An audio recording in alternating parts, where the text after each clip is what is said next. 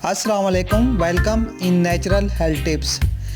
गर्मियों की आमद होते ही मक्खियों का घरों में मौजूद होना एक आम सी बात है, लेकिन खाने पीने की अशिया पर घूमती मक्खियाँ परेशानी का बायस बनती हैं।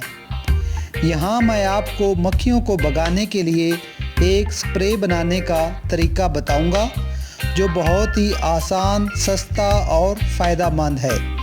इसके इस्तेमाल से मक्खियाँ सारा दिन आपके घर से दूर रहेंगी।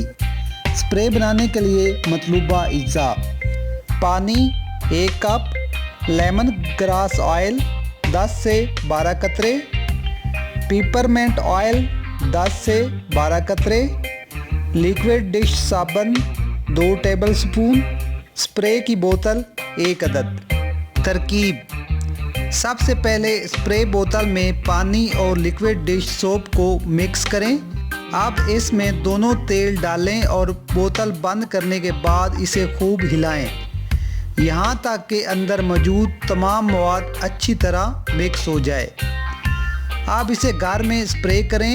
ये मक्खियों को घर से दूर रखने का नहायत ही आसान हल है।